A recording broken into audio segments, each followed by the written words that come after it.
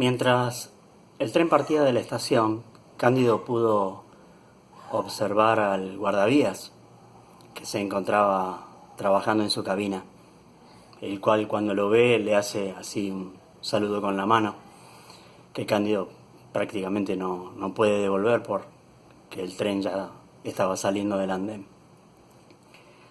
Ela se desplazaba rápidamente de un vagón al otro y miraba a todos los pasajeros como buscando a alguien, a tal punto que Cándido prácticamente tenía que correr detrás de ella.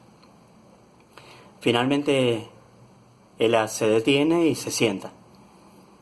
Cándido hace lo mismo junto a ella y grande es la sorpresa de Cándido cuando ve que en el asiento de enfrente se encontraba EB, FLS, acompañado por un niño. Fue tanta la sorpresa que Cándido se iba a levantar para saludarlos. Y él lo agarra y le dice, no lo hagas, no debes hacerlo, porque en esta creación no te conocen.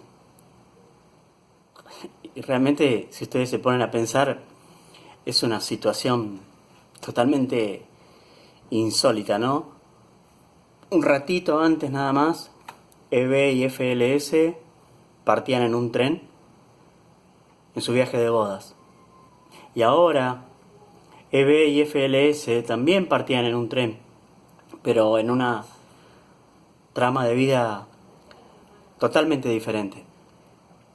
Luego de conversar un rato, se enteran de que EB y FLS estaban casados hace 10 años, que vivían en la ciudad, y que por cuestiones de trabajo, como FLS trabajaba muchísimo, nunca podían hacer ningún tipo de viaje, así que esto había sido planeado y anticipado con bastante tiempo. Y fíjense también la característica, ¿no? FLS en esta creación era un bioquímico muy abocado a su profesión, quería especializarse en Europa, razón por la cual quería dilatar el tema del casamiento con EB. Y en esa creación, FLS también era una persona muy abocada a su trabajo, ¿no? Hasta tal punto que hace años que venían pensando en este viaje.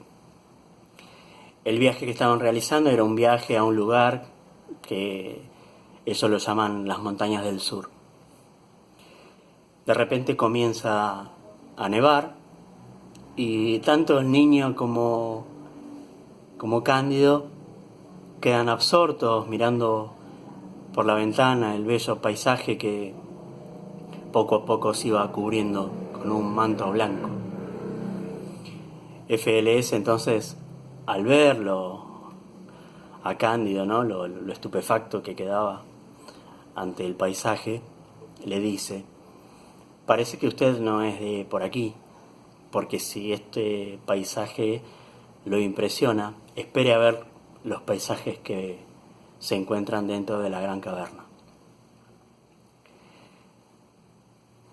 Así de improviso alguien comienza a tocar un instrumento parecido a un violín y ella, contagiada por la alegría de todos, comienza a cantar. Y realmente nos cuenta Cándido que lo hizo maravillosamente bien, porque cuando finaliza la canción todos aplaudieron con entusiasmo. En ese instante entra al vagón un empleado del ferrocarril y les anuncia que se va a producir un transbordo a un tren especialmente diseñado para transitar por rutas de montaña.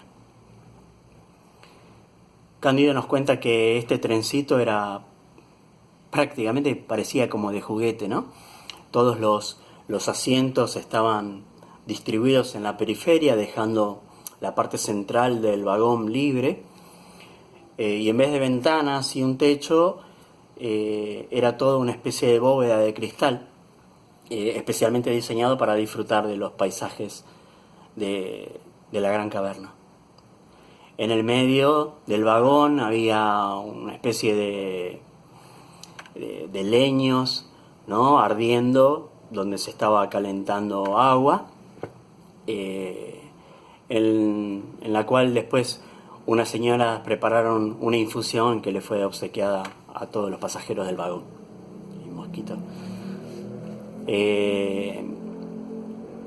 Bueno, una vez que están dentro del trencito, luego de un tiempo se detienen al pie de una montaña ante lo que parecía ser la entrada de un túnel, y el paisaje a Cándido lo seguía maravillando. Observa que el cielo estaba muy limpio ahora, y las estrellas se encontraban con una particularidad. Eran como si fueran grupos de estrellas separadas por abismos negros. Cándido lo relata como si fueran nidos de millones de lucecitas separadas por una gran oscuridad. Y en ese instante se le viene a la memoria un recuerdo de la niñez.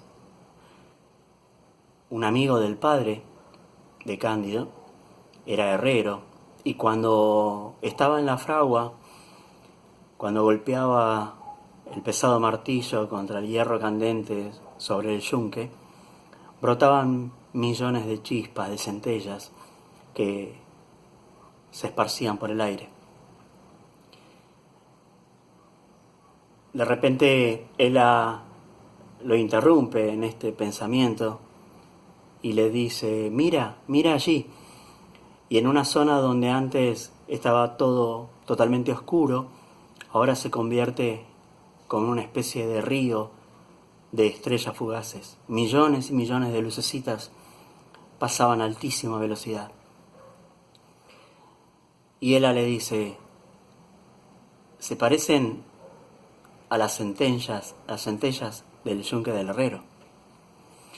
Y a Cándido lo embarga una gran emoción, ¿no? Porque ella lo seguía hasta en lo más íntimo de sus pensamientos. Cándido lo relata como no siendo él, era él. Estaban como conjugados. Ella podía saber absolutamente todo lo que le pasaba, todo lo que sentía, todo, absolutamente todo, porque estaba como consustanciado con él.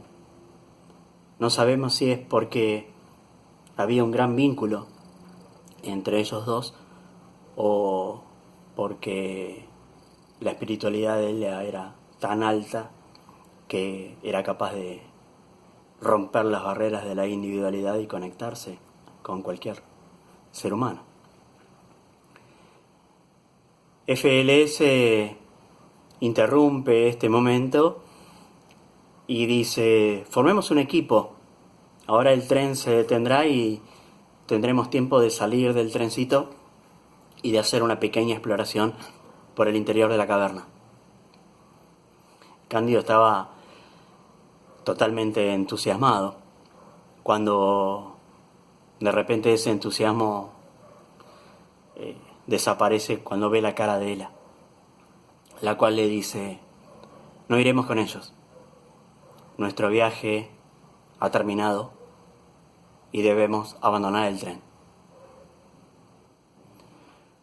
Lo abrupto de la decisión deja medio consternado a Cándido, a pesar de lo cual no objeta nada y obedece.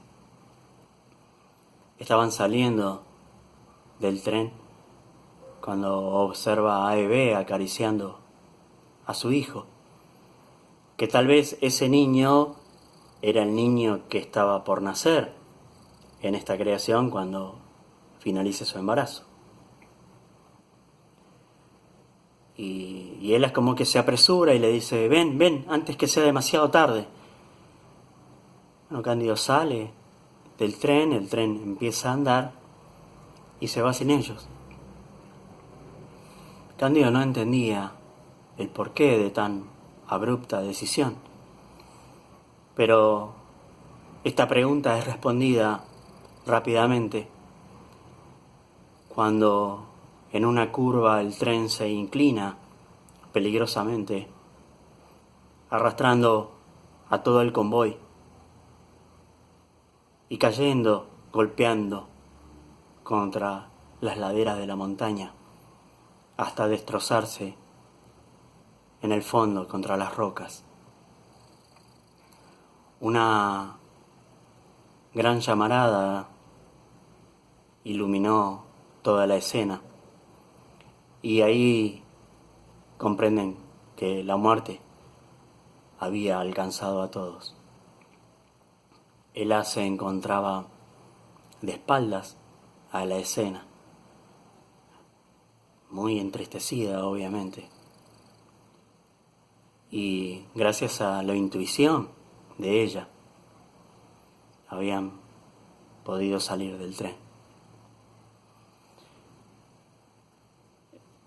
Caminan los dos en silencio durante un buen tiempo y los pensamientos en la cabeza de Cándido se convertían en una especie de locura, porque en ese instante él quería volver a esta creación y cerciorarse de que Bebé aún seguía viva. Estaba totalmente entristecido por la muerte de su gran amiga, de FLS, del niño y de todos los pasajeros del vagón. Así transcurre determinado tiempo hasta que el cielo comienza a enturbiarse, comienza a levantarse un fuerte viento, lo cual comienza a formar remolinos de nieve cada vez más grandes, más espesos, hasta tal punto que Cándido no puede visualizar a Ela. Y bueno, en la desesperación camina y camina, gritando, buscando a Ela, pero no la encuentra por ningún lado. Y el maestro nos confiesa,